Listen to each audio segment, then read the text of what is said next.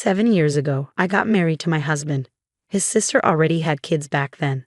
But right from the start, I felt like I wasn't really part of their family. My sister-in-law made it clear that I wasn't their aunt. She even told her kids that I wasn't their aunt. Because of this, I don't feel close to them like I do with my husband's other siblings' kids, who I treat like my own nieces and nephews. I love spending time with them and being a fun aunt. I've done things like painting their rooms and taking them on trips because I like being creative and making them happy. Even though I'm a mom now, I still love doing these things for my nieces and nephews because they're like my family and I never really had one before. But when it comes to my sister-in-law's kids, I don't do any of that anymore. I've stopped trying to talk to them because my sister-in-law made it clear that she doesn't want me involved. I don't want to cause any drama or trouble by interacting with them since it seems like she doesn't want us to connect. Now, our kids feel jealous and left out because their cousins have cool stuff in their rooms and get to do fun things, while they don't. When my sister-in-law confronted me about it, she blamed me for making her kids feel that way. I told her it was her fault for creating a situation where I couldn't relate to her kids, and now they're the ones suffering because of it. I reminded her that she's reaping what she sowed, and her kids are the ones paying the price for it. Now she's all fired up, saying this and that. It's clear she's not happy, and honestly, I never wanted my kids to see her as their aunt anyway. The rest of the family just shakes their heads at her antics, but I know this tension isn't helping anyone. I do feel bad for her kids though. I can't help but wonder if I've made things worse. She doesn't see me as family to her kids because we're not related by blood or adoption. I don't think I'm in the wrong here, and it's frustrating to see the family dismiss her behavior. If anyone confronted me about it, I'd explain that I've always respected her role as a parent, even when she asked me to step back from being an aunt years ago. It hurt, but I understood and never crossed any boundaries. It's unfortunate that things turned out this way, but I had to respect her wishes. I didn't set these boundaries, I just followed them. When she complained to OP could have responded, "Do I know you?" But I wonder if the sister-in-law was the only daughter among the siblings. Maybe OP being the first woman to marry into the family triggered her. Over time, as the other brothers got married and had kids, she became less aggressive, but the damage was done. The only reason the sister-in-law regrets it now is because OP turned out to be a fantastic aunt to other children, and the sister-in-law's plan backfired. Actions have consequences. You followed her instructions not to get involved. It seems like the rest of the family knows she's difficult too. Everyone here seems to have their faults. You probably aren't telling the whole story about what's going on between you and your sister-in-law. But it's not fair for either of you to involve the kids. And what about your husband? Does he also ignore his niece and nephew? Why is he supporting either of you acting this way? I couldn't disagree more. The sister-in-law made the choice to exclude OP and is now causing conflict because OP respected the boundary she set around her kids. Are you suggesting OP should have ignored that boundary? I understand your concern for her kids. Sadly, they suffer because of their mom's actions. But before you try to change anything, consider how your sister-in-law will react. She might turn any contact into something negative. Keep that in mind as you decide what to do next. This situation happened 2 months ago, but he's still upset about it. I'm a 45-year-old woman. I love my oldest son, but he's almost an adult and acts like one. In our family, everyone takes turns doing chores like cooking, washing dishes, and cleaning common areas on different days. Unfortunately, my son dislikes chores and always tries to avoid them. It's been an ongoing struggle. Washing dishes is particularly troublesome. He fills the dishwasher too much, preventing the detergent from reaching the dishes, leading to them not getting clean. I interrupted him quickly and reminded him that the dishwasher sanitizes dishes. My husband supported me, saying, if he wants dinner, he'll eat from his dishes. He often promised to wash some, but I refused, reminding him that he had the chance to clean them properly the night before. I told him to eat from them as they were or skip dinner. He yelled and threatened to make his own food, but I stood firm. Eventually he gave in, reluctantly selecting the least dirty dishes and eating quietly.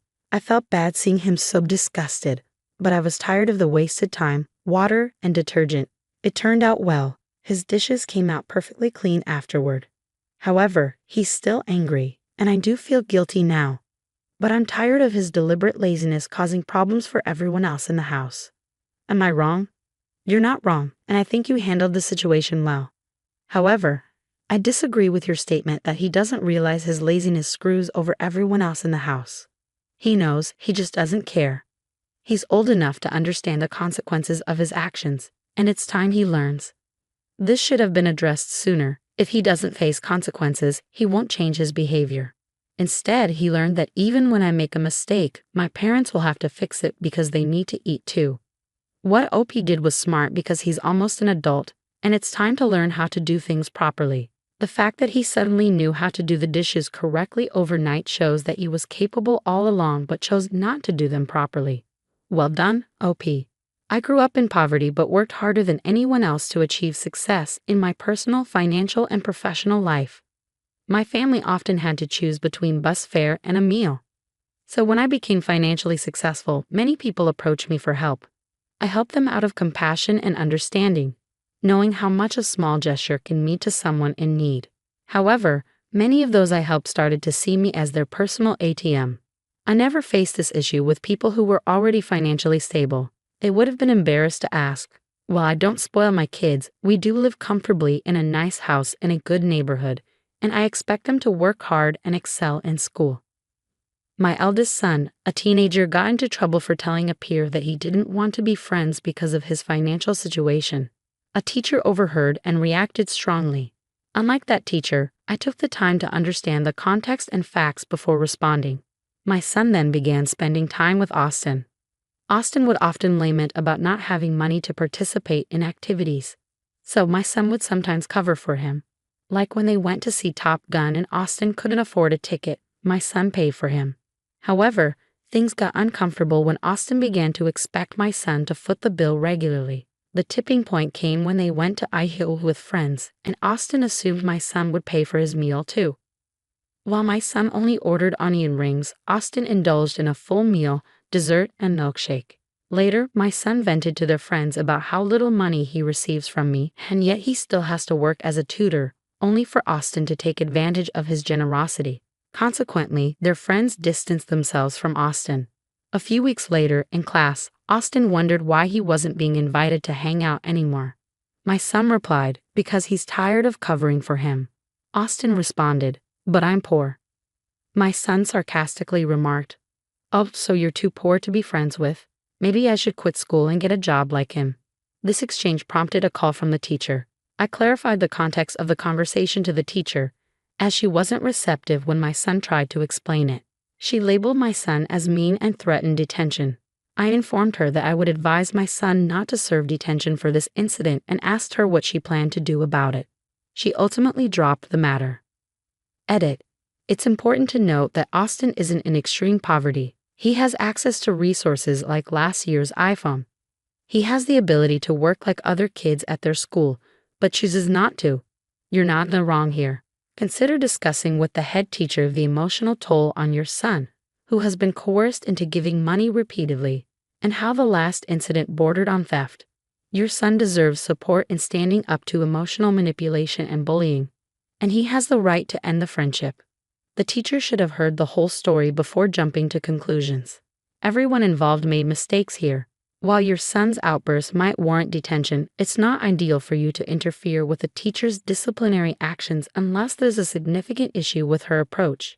It might be beneficial to help your son improve how he expresses himself to avoid more serious consequences in the future. I agree, your son has the right to stand up for himself. But the way he expressed it could have been kinder. A more effective approach would have been to say something like, I don't want to be friends with someone who takes advantage of me, which addresses the real issue without targeting Austin's financial situation. Being overly confrontational with someone who feels entitled might lead to further trouble. Given the circumstances, your son's response wasn't entirely unreasonable. It was a sarcastic retort to someone making excuses for their behavior.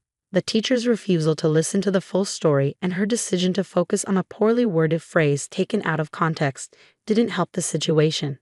I know it might sound odd, but I don't think I'm in the wrong here. I just need some other perspectives on this. My brother, who dropped out of high school, recently got married to his wife, who has similar qualifications, at the young age of 19. I'm 23, just to give some context. The situation is complicated, But basically, my brother's mother-in-law pushed them into getting married because she wanted a grandchild as soon as possible. Unfortunately, my own mother went along with it, which I find frustrating. Now my new sister-in-law is expecting, which confirms my suspicions.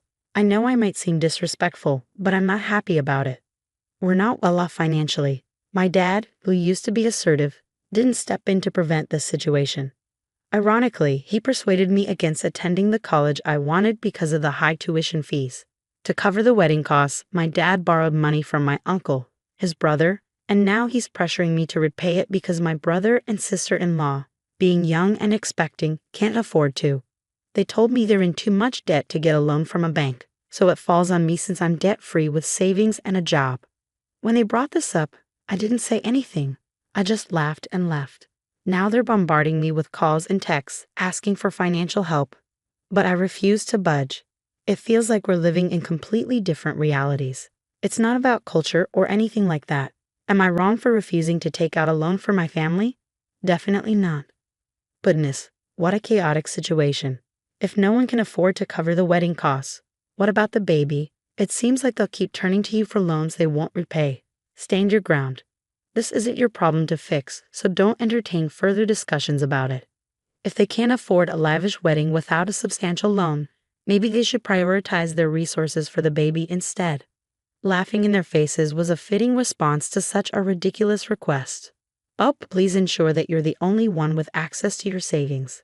Secure your accounts with updated passwords and avoid staying logged into online banking on shared devices. It's important to take these precautions, especially if your parents have access to personal information like your social security number and employment history. While you might believe they wouldn't take advantage of you, financial strain can drive people to make unexpected decisions. That's right. If they have your social security number, they could potentially open credit in your name, leaving you in a difficult situation. It's a quick process, but you can easily lock your credit by contacting the major reporting agencies, usually 3 of them, either by phone or online.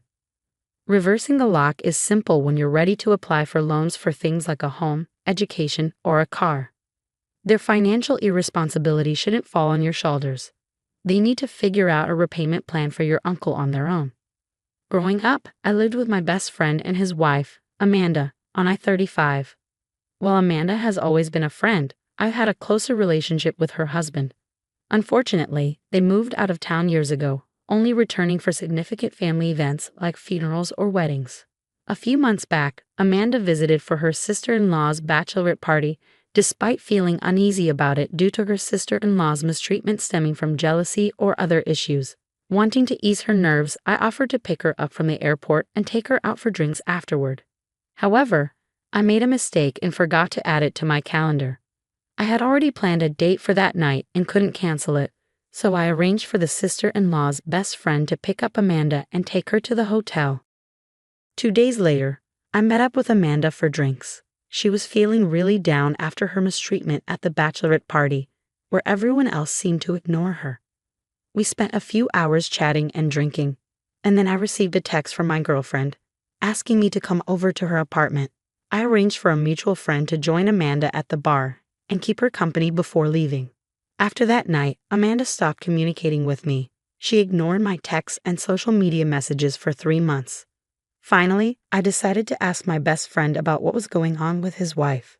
He listed a series of complaints Amanda had against me, including forgetting her birthday multiple times despite Facebook reminders, which she doesn't use, and the incident at the bar where I forgot to pick her up from the airport and left her alone. I explained to my friend that I tend to be absent-minded, and they should have been aware of that by now. I also mentioned that Amanda is overly sensitive and holds onto grudges. I reminded him that I had already apologized to her for everything, so I didn't understand why she was still upset. However, my best friend became angry and is now not speaking to me either. Do you think I'm the one in the wrong here?